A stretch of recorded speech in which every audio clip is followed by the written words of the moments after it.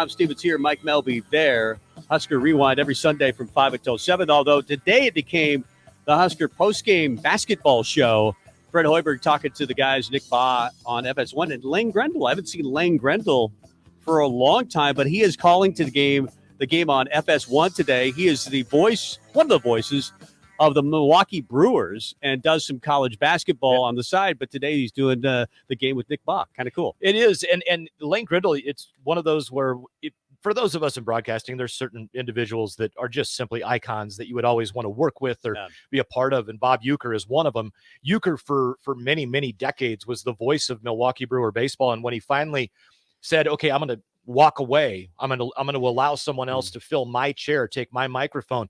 Literally, Lane Grindle was the choice. I know he was. That's pretty spectacular. Yeah. Lane with a good call I today. know he got a recommendation from David Whitty, who used to work for the Kansas City Royals. And David Whitty used to run the whole Nebraska broadcast Husker Sports Network back in the day. He's now retired from that, but worked for the Kansas City Royals previous to that, gave Lane a recommendation. And Lane's really, really good calling baseball, but not, obviously doing college basketball as well, but one of the voices of Nebraska football about 10 years ago. So thanks to Eric and Bruce chiming in. Bruce says, great win, go Big Red. We probably need medical attention for Eric. He said he's happily shocked, and there's a lot of exclamation marks, and so I'm kind of worried he got shocked somehow, but no, Eric and Bruce, thanks for chiming in as well.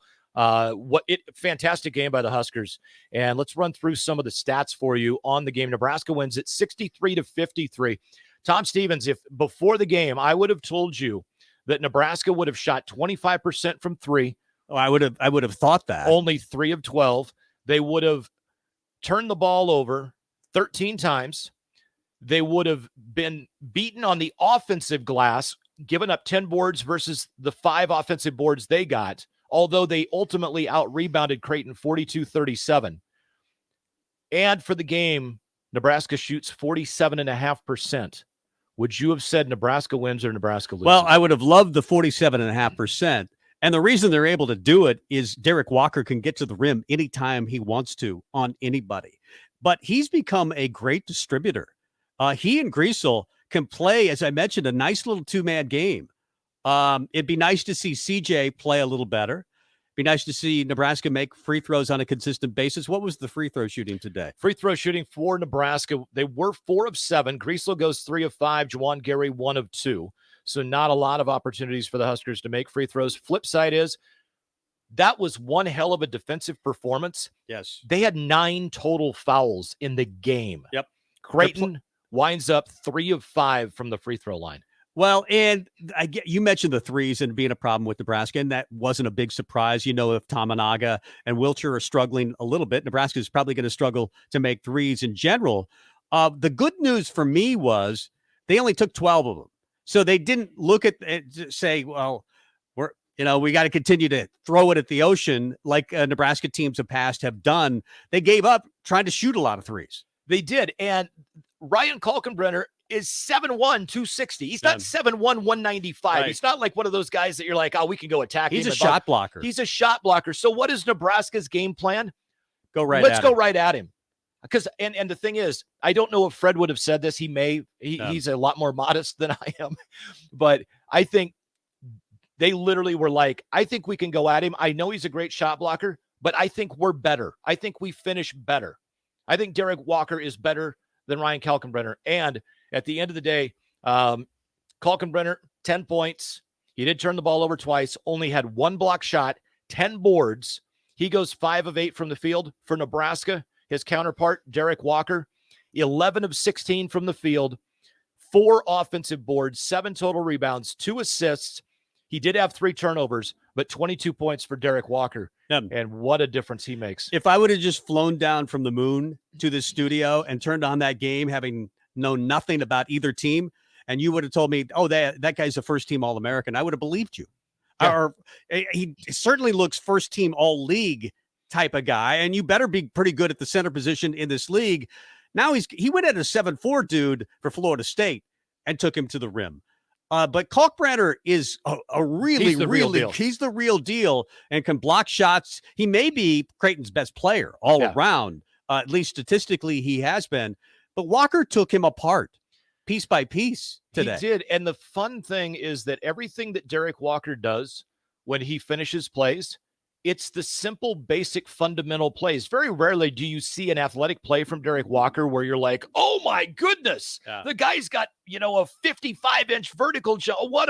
You're like, oh, he just made another, kind of light runner with a light kiss off the glass. How does he get those shots off? And then he goes to the left. Oh, and then he goes to the left, but he ducks his arm under and does a little scoop shot underneath the defender's arm for a layup with his right hand.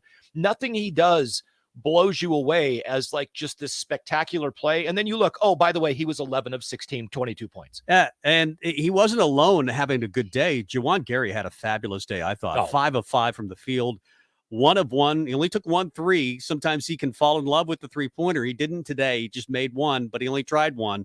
He had 9 rebounds. He is a tough dude. He gets you 12 points. And then the other guy that I would mention is pretty obvious, Sam Griesel. 7 of 13. He was much more aggressive offensively today. He got to the rim. He had talked about that in some of the articles I had read this week, that he's been a little too passive and that he needs to be aggressive looking for his shot. But when he's making buckets, other players around him benefit because you kind of have to focus your attention on him, and then he can get it to Walker. Again, a nice two-man game. But when you got Walker, Gary, or just give me 3. If he can give me 3 guys that contribute tonight, it was Griesel, Walker, and Gary for me. It was. Text line. Michael chimes in and he says, Nebraska rules, Creighton drools. That's good. That's I like good. that. I like it. And Corey says, I can't believe I watched that. It was ugly as all get out, but they played tough. I like it. And Corey, I'm going to tell you something. The guy sitting across from me, Tom Stevens, when this season started, during some of our text conversations, he's like, the only way that we're going to win this year, we just got to be ugly. We got to ugly every game up. We got to win like Rutgers. I embrace your inner Rutgers is what I said.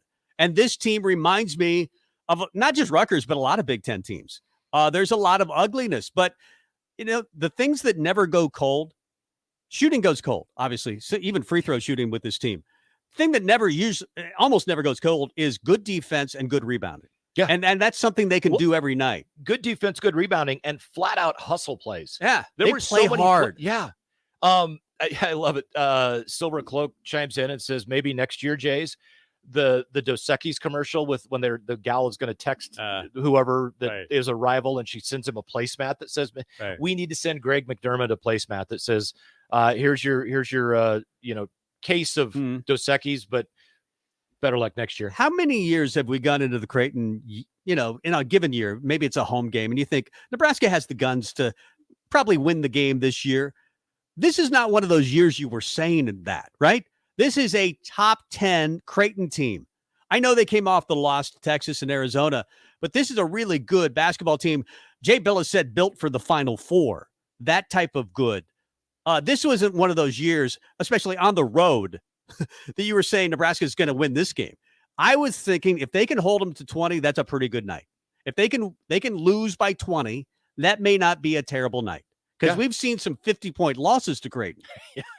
What was it, like 30-4 or whatever? Yeah, a couple of years ago. We've watched them together. I was going to say we were at a local establishment over on Cotner that night. Husker Howie chimes in and said that, and I kind of wanted to touch on this a little bit during the postgame show here.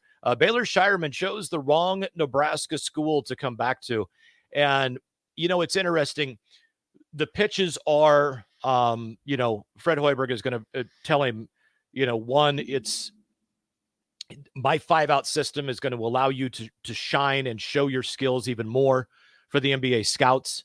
And Greg McDermott is going to say the system I run is going to be something that's going to be able to show your scouts. But at the end of the day, if you're thinking between Nebraska and Creighton, we're a preseason top 10 team. Right. They may not go 500, so you'll be the best team on a 500 team. That's in my mind what I'm thinking Greg McDermott would have said. I don't know that he did. But here's the deal.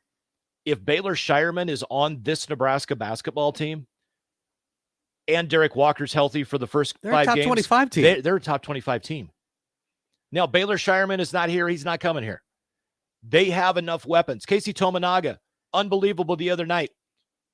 23 points. Nothing tonight. Yeah, 7 of 8 from the floor. Tonight, nothing. All of his I didn't mind any of his And you know what? I shots. bet he's okay with it.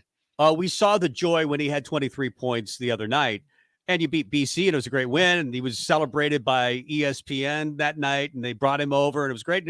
Actually, his English has gotten pretty decent as well, and he's just a lovable guy and provides energy. But I would guess he's still just as happy with the win tonight. And a lot of guys aren't that way. Like if they have a bad night and Nebraska wins, they're still a little grumpy, you know? I don't see that coming from Tominaga. And that's probably the difference between this team and some other teams Nebraska's had. Yeah, Corey chimes in. Great day to be a Husker, man. Nebraska women knock off number 20. They didn't knock off number 20 Maryland. They kicked their butt.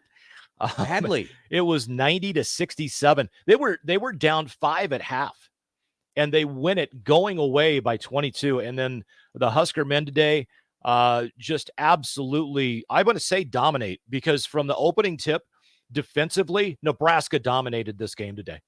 And they win by 10 over Creighton.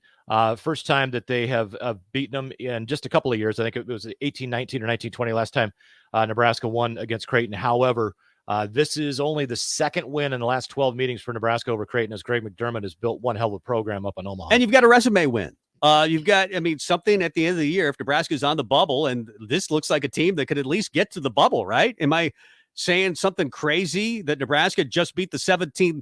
If I would have said before the game, well, I guarantee you they'll beat Creighton today, and they'll beat them on the road by 10, you would have said, well, just call the paddy wagon and take him away because he's absolutely nuts. So now you start looking ahead and you think, well, Indiana, they're the 10th ranked team in the country. I know it's at Indiana, but you just beat Creighton. Well, they're not as good as Creighton. They were number 7. Right. And then you think you've got a winnable game with Purdue at home. We were saying go 1-2 in that stretch, and maybe 2-2 with a win over Kansas State. And you're talking about something. Yeah. Now you're saying, well, heck, why not just win the next game against Indiana as well? And the one thing that I have seen from Fred Hoiberg teams over his first 3 years here, and I want to give a shout out to Andy for chiming in with a stat. I'm a stats guy for those that don't know, but Andy chimes in with a stat. I knew this. This is the first regular season win in Omaha for Nebraska since 1995. We did win up there in 2004 in the NIT at Creighton, but Nebraska's not won up in Omaha in a long time. I remember Nate Johnson had a big night at Creighton in the NIT, and Barry Collier coached that team, and they won that game. But it's really difficult to find moments where Nebraska's had pure joy since the knee era against Creighton. I think of Ryan Anderson going off with Doc Sadler one time when Nebraska had one of the smallest teams in college basketball that year with Charles Richardson and the gang. I think they beat Creighton at home that year. But there just aren't many moments when you've beaten a Creighton team, and McDermott's calling this his best team maybe ever. Yeah. It's crazy, but bottom, this goes back to it's coach speak. You hear coaches say it all the time. Control what you can control. Do you know what you can control? Attitude and effort. So Nebraska went out with a great attitude, and that effort today was fantastic. And how many times have we said this, Mike? I don't know. Maybe we haven't said it much at all, but there have been nights where I've seen Nebraska pull an upset, and you go, well, that's not repeatable. They're not going to make that many threes. They're not going to hit that many free throws. Tarant Petaway isn't going to go for 35 every night, whatever the excuse might be. This version of Nebraska looks repeatable. Rinse and repeat. You can do this because it wasn't like, again, they shot 26% from 3. Yeah. You can play better than they did today, and yet they won by 10. Yeah. If you want to chime in, 402-464-5685 is the Honda of Lincoln hotline, and the Sutter Heyman text line. Text in. Just got one in from Randy. I agree. We'll just say Sam is a stud. And Patty Wagon, hilarious. Hell yeah. Great win by the Huskers. I'm always hopeful. I always am. Even years that we just knew that it was not going to be a great year, etc. But this is, I go back to preseason and one of the first press conferences Coach Hoiberg held this year. And he said over and over, this is a team that our fans, I think, are going to really like the way they play. Yeah. He didn't make any bold predictions. He didn't, he's like, yeah, I know. I'm under pressure. I was at the first practice. He went out of his way. We've seen some of those practices where, Tamanaga pulls up from half court, or Wilcher does the same, and behind the back passes, and it's all about the dunk and the show. Fred went out of his way this year for that first practice. Like the 3-man weave was the highlight without a shot being taken. They did have a 3-point contest, which was kind of cool, the women versus the men, and they mixed it up that way. That was fun. But he went out of his way to show the fans, hey, we're not the same. I know the criticism of this team. We can look rather selfish at times. We can take bad shots. We can play rather sloppy. We can not dive. Sometimes we don't rebound or dive on the floor for loose balls. He was sending the message of what the team that he wanted the Husker fans to see this year. And they showed it today, what they can be. And it's pretty good. Yeah, they still struggle to shoot, but we knew that going in. Well, yeah, and the other key thing, I want to Andy asked the question on the Sutter Heyman text line. If Derek Walker would have played the first 5 games, would we be a 8-1 team right now? Only one loss. I think it's very possible they could have beaten both St. John's. They had the lead at halftime. Yep. St. John's, and then the Oklahoma game. And then Memphis. Memphis was a win. I think they could have won 2 of those 3. Yeah. No, I completely agree. All 3 of those games, and he just changes your team when you can get to the rim whenever you want, and that's Derek Walker. He can get to the rim, and not necessarily for himself. He can help other guys get buckets, and he did today. Yep. I really. Oh, by the way, Tanya said in this, and you're willing to. We'd love to hear from you. Sutter Heyman text line 464-5685. Honda of Lincoln hotline. You could call in. She sent a picture of her ticket. The Nebraska versus Creighton. She says you're welcome. She did bet on Creighton to win that game, but that was her way. She told us on the air, proving that Nebraska would win the game somehow, some way.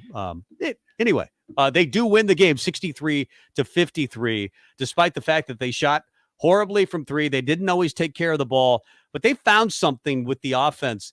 It's sometimes ugly, but they found something, and you'd like to think Wilcher has a good night. Tamanaga has a good night. This thing's a blowout, right? Well, and that's the whole thing. Wilcher goes 0 of 5 from 3. Tamanaga didn't take a 3. Combined, Wilcher and Tamanaga, who are our 2 best pure shooters on the team, go 2 of 12, and we win by 10 on the road against the number 7 team in the country.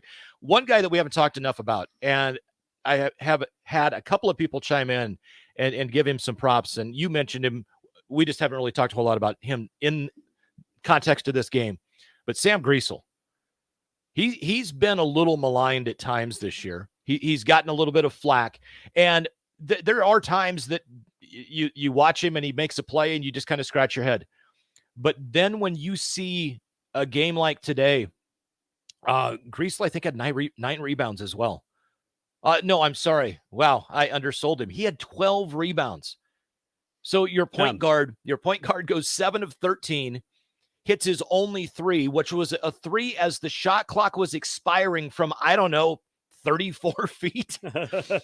And like Sam Griesel today was the player. He had 2 turnovers, and both of them were frustrating to watch. But everybody's going to turn the ball over every once in a while. When you look at his whole game today, he has 18 points, 7 of 13 shooting, so he's efficient. Yeah. He does go 3 of 5 from the line. Normally, I would say he's going to hit 4 or 5, but regardless, he winds up with 12 rebounds, 7 assists, 2 steals, and just a couple of turnovers. And best of all, 2 personal fouls, which means he stayed out of foul trouble. That's so huge. Yeah, he's not a natural point guard. We all know that. But with the help of Walker, and I think I do point to that. I think a problem that Sam had was turning it over, and maybe he will have that again. And Walker had a game where he almost had a triple-double, and one of the categories would have been turnovers. He had 9. But since then, I think it was his first game back, so he struggled a little bit. Since then, he's figured it out. He had a few turnovers today. What, 3 or 4 turnovers from Derek Walker? 3. But so he can still play a little bit better, but they're figuring out with that two-man game, they can take pressure off of each other. That is Griesel and Walker, and they can get to the rim. Both those guys are big enough, and then once they get to the rim, they can finish at the rim. Yeah. I would like to see Blaise Keita play more. I would too. The substitution patterns puzzled me a little bit today, but hey, it worked. Yeah. They won the game. Exactly. Frederick says, good to hear your voice, Tom. Great win for the Huskers today. And from Randy, we were far more physical. Yeah, you know what, Randy? That is not an understatement in any way, shape, or form. We were far and away the more physical. And Kalkenbrenner 2 or 3 times got tied up with William Breitbach. And I get letting the game go, but there was a couple of them where they're laying on the ground and Kalkenbrenner is like blatantly like trying to injure Wilhelm Breidenbach. And it's just like, what's going on there? It's Breidenbach hasn't figured it out quite yet. I think him making that 3 was huge for his confidence and huge for the team. They kind of needed it. He hit it at a time with the shot clock running down. They really needed it. I don't think he played his best game. I think that his best game is out there. He's obviously coming back from a knee injury that put him down for a long time, ended his season last year, and I think he's still trying to get his confidence back. But if they can find that, then you've got 3 bigs that are legit in this league. I don't think Kelyanets is ever going to play this year, but maybe down the road. But you've got Walker, obviously you've got Keita, and you've got Breidenbach. So you've got some decent size, and then they've got the length of Jawan Gary. Jawan Gary just had a great day today. They don't have to shoot a ton of threes to beat you. They're seriously like Rutgers. Maybe not the newer version, but the Rutgers of the last 2 or 3 years. But there are going to be nights where Nebraska is going to shoot, I think, 40% and be in the game till the end. Oh, absolutely. And then if they can have those games where they can make a few threes, they're going to beat some teams, especially at home. Yeah, Byron chimes in, says he was less than thrilled with the refereeing and thinks that we could have won by 20. The only caveat to that, Byron, is that we shoot 62% from the line. We did go 4 of 7 today, but they would have needed to make the free throws. Let's go ahead and jump to break. It is kind of a combination show. It is the Husker Rewind with Tom and Mike, and it is also Nebraska Basketball postgame show here on 93.7 The Ticket. We'll continue rolling on after this.